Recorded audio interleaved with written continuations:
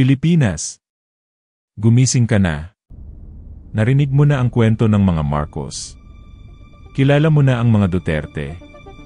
Alam mo ang kasaysayan ng mga Estrada. Pero may isang pamilya na tahimik lang sa likod ng lahat. Hindi maingay. Hindi pala sigaw. Pero unti-unti, sila na ang may hawak ng lupa mo, ng tubig mo, ng kalsadang dinadaanan mo, at pati ng boto mo. Ang pamilya Villar. Tahimik sila. Pero matindi ang galaw. Hindi sila nangunguna sa balita, pero sila ang may kontrol sa likod ng kamera. Sila ang nagtatayo. Sila ang bumibili. At ngayon sila na rin ang namumuno. Ito ang pinakamakapangyarihan at marahil ang pinakamapanganib na political at business dynasty sa bansa. Na hindi mo man lang napapansin. Panahon na para suriin. Panahon na para busisin. Panahon na para i-expose ang tunay na mukha ng Villar Dynasty.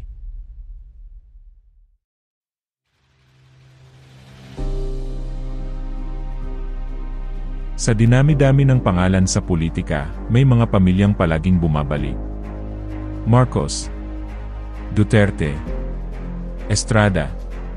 Pero sa likod ng ingay ng mga sikat, may isang pamilya na tahimik, pero mas malawak, mas makapangyarihan, at mas nakaangkla sa ating araw-araw na buhay. Sila ang Villar. Hindi maingay. Hindi showbiz. Pero kontrolado nila ang mga kalsadang dinadaanan mo, ang tubig na iniinom mo, at pati ang lupa na tinataniman ng pagkain mo. Ito ang kwento ng kung paanong ang isang business empire ay naging political dynasty. At kung paanong sa katahimikan nila unti-unti na tayong nauubusan ng karapatan.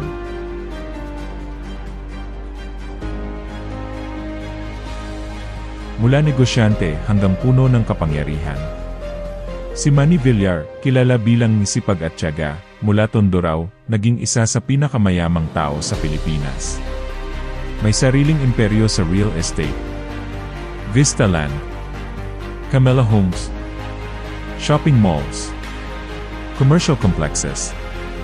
Pero hindi siya tumigil sa yaman. Pumasok siya sa politika. Naging speaker. Naging Senate President. Naging presidential candidate. At ngayon, asawa niya si Cynthia, senador.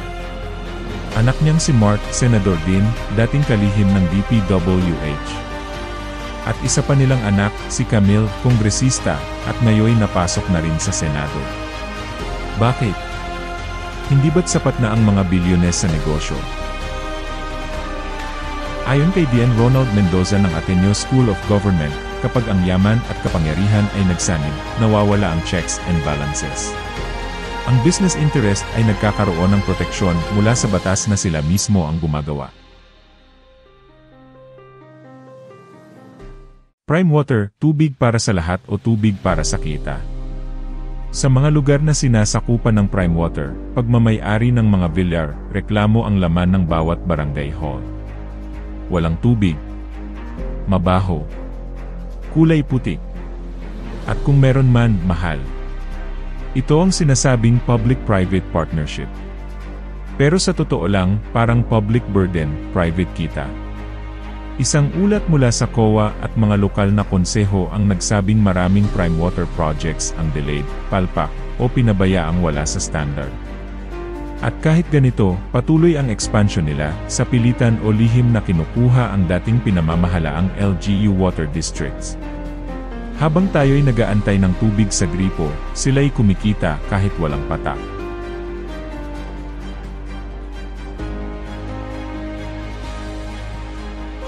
Bakit nawawala ang bukirin?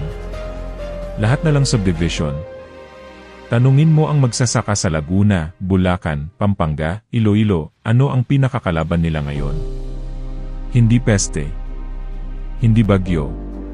Kundi subdivisions.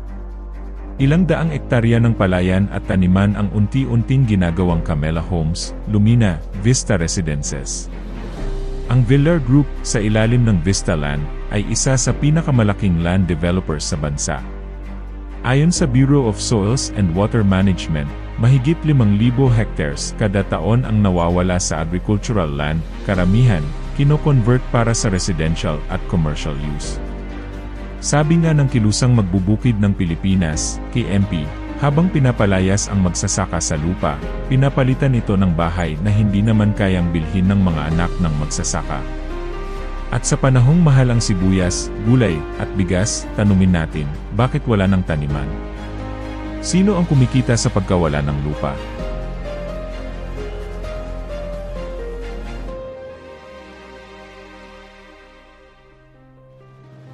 Flood control o fund control. Habang binabaha ang Bulacan, Pampanga, Metro Manila, may itinatagong baho ang mga proyekto ng Department of Public Works and Highways. Ang dating kalihim nito, si Mark Villar.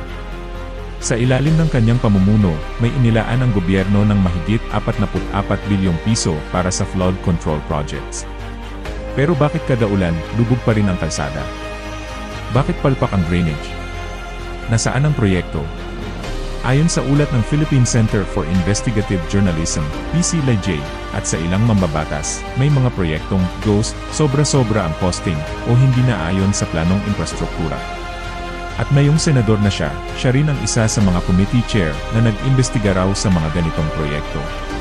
Paano magkakaroon ng hustisya kung ang iniimbestigahan ay sila ring nasa pwesto?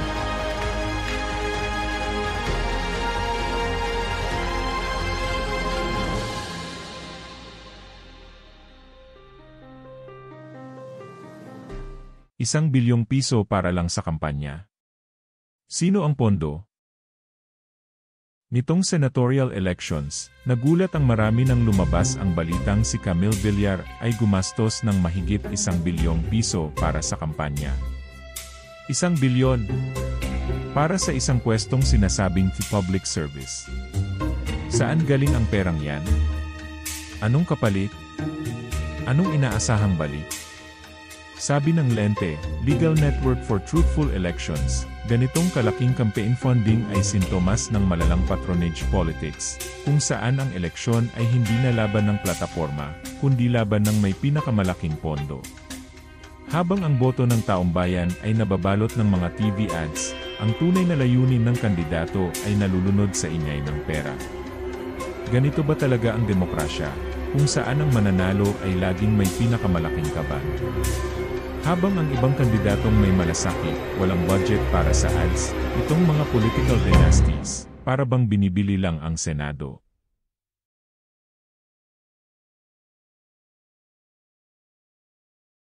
Tahimik lang sila pero kontrolado kanila. Ang mga Marcos may kasaysayan ng diktadurya. Ang mga Duterte may kasaysayan ng patayan. At ang mga Estrada may kasaysayan ng nakawan. Pero ang Villar family, tahimik, elegant, walang ingay. Pero tingnan mo kung anong kontrolado nila.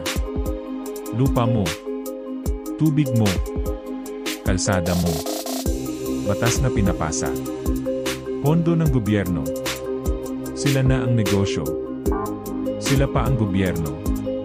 Sila ang kontratista. Sila ang nagpapatupad ng proyekto. At ikaw, isa ka lang taxpayer, tagabayad, tagaboto, pero hindi tagapakinabang.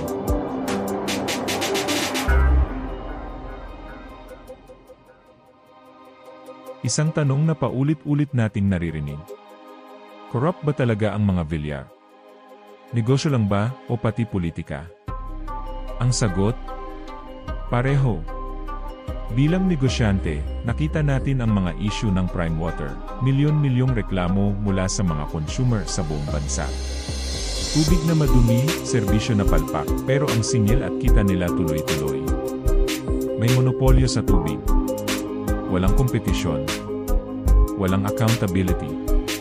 Sa real estate, sila rin ang pinaka-nakikinabang sa pagbili at pag-convert ng mga agricultural lands. Sa ilalim ng sariling batas na ipinasa sa Kongreso, pinadali ang conversion, at sino ang may pinakamalaking interes sa subdivision development? Wala nang iba kundi Vistaland. Ang Villar Group.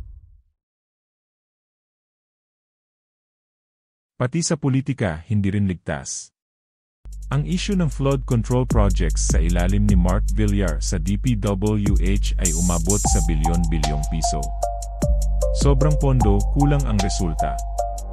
At ngayong senador na siya, may conflict of interest habang hawak ang mga infrastructure-related committees.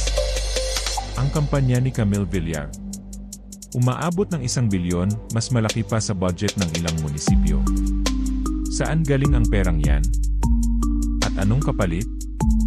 Kaya tanungin mo sarili mo, corruption ba ito sa negosyo o sa politika? Hindi mo na kailangang mamili. Kapag hawak mo ang negosyo at gobyerno, kahit saan may pagnanakaw.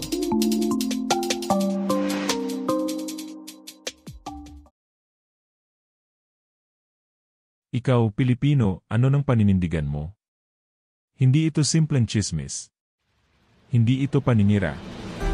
Ito ang realidad na matagal nang tinatago sa atin. Kung hindi tayo magsasalita, sino? Kung hindi ngayon, kailan? Gising, Pilipinas. Ang tubig mo, binabayaran mo ng mahal. Ang lupa mo, nawawala. Ang kinabukasan mo, kinakamkam ng mga may pera't kapangyarihan. Mag-subscribe. Ibahagi ang video na ito. Makialam. Makiisa. Makibaka. Ito na ang panahon ng paniningil. Wakasan ang mga dinastyang nilikha hindi para maglingkod, kundi para yumaman. Ang Pilipinas ay para sa lahat, hindi lang sa ilang pamilya. Panahon na para bawiin natin ang kapangyarihang matagal nang ninakaw sa taong bayan. Mag-like at mag-subscribe. Sama-sama tayo.